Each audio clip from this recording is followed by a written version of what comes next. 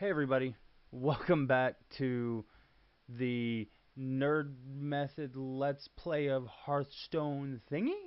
It's your host Wes, as normal. Still fucking with some stuff, and it took me a little while to get to this point, but I'm here, and I have a second deck for you.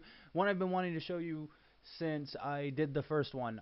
Hopefully the video quality is a lot better this time of the gameplay, but in any case, this episode's deck is going to be called Cards for Your Health. The purpose of this deck is to kind of stay alive while you deck them. You want to force cards in their hand, and at the same point, you've got big baddies that scare them really, really bad. And there's a couple of other little things.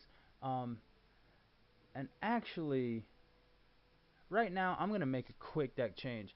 Because there's two cards that have been concerning me about their actual usability, and after some thought, I think this guy, Lobeth, is much, much better and will keep the tempo over Goblin Snapper, or whatever the fuck that thing's name was called.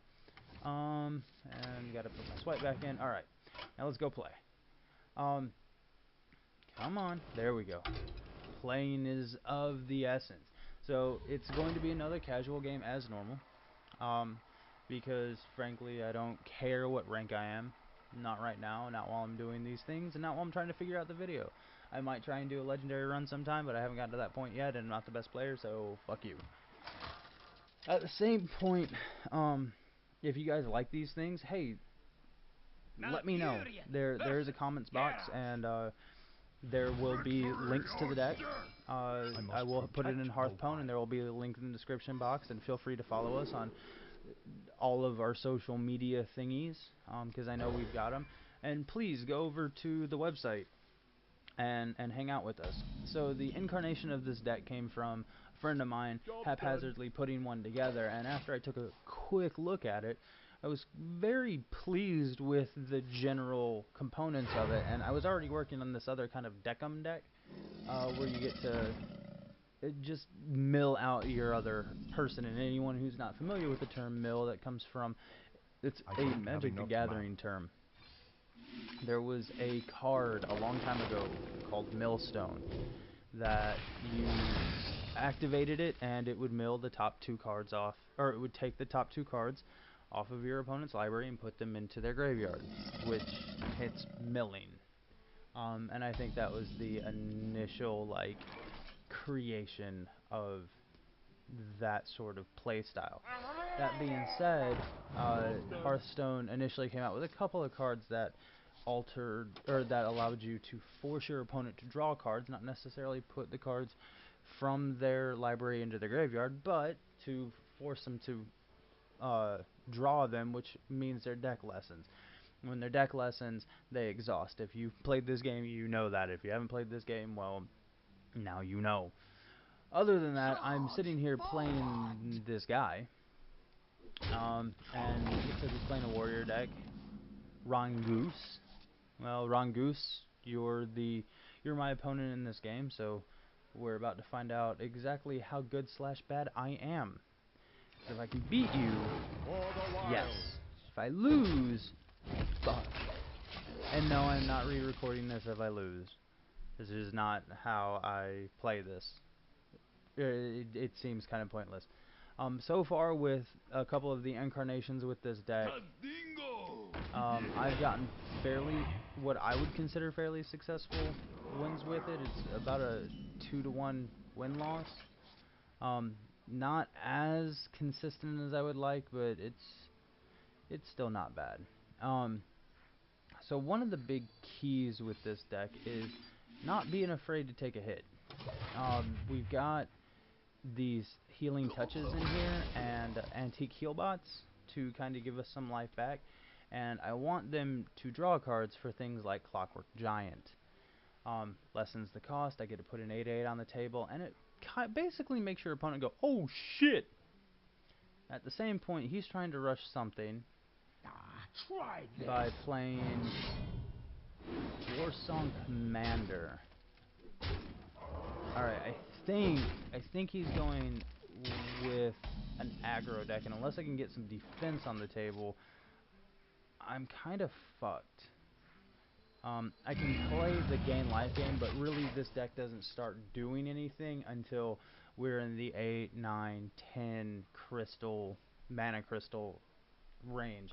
At that point I can tricks out, and I didn't get the strongest hand in the world because, I mean, everything's really expensive. There is a low end of this deck which I just haven't had the opportunity to see yet, and I was hoping I would see something back when I forced us to draw some cards, but it doesn't look like that's what's going on.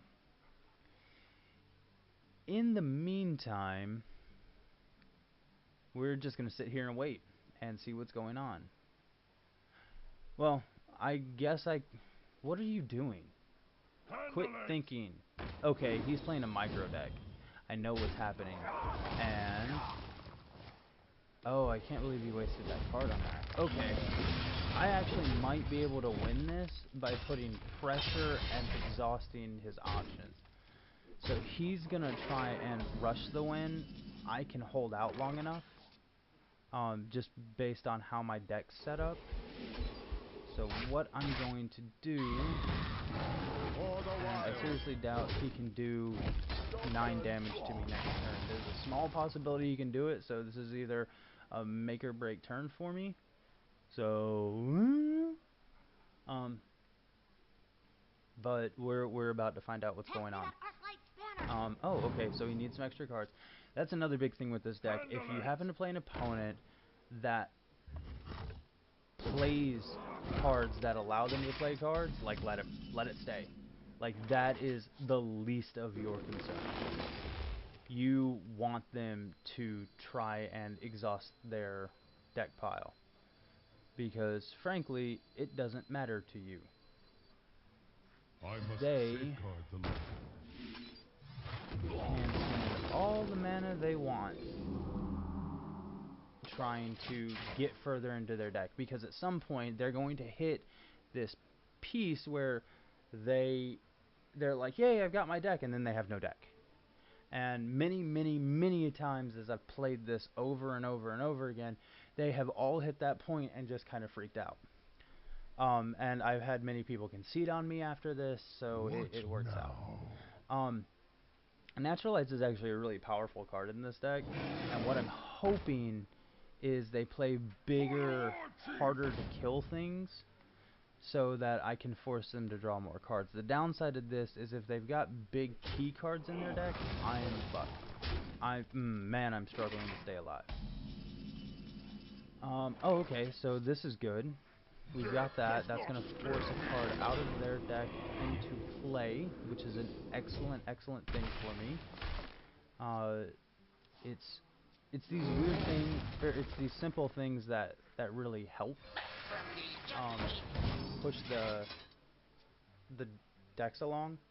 And he's not focusing too much on his shield factor, so I might be able to play off of his arrogance and his speed to counteract his push. Alright, he's gonna destroy a damaged minion, which seems like a big old waste. Oh, that's not good.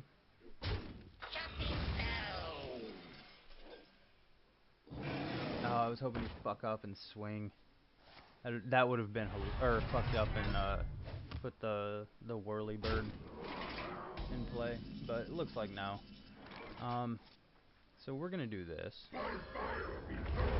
and the reason why I have done that is it forces him to have to deal with something.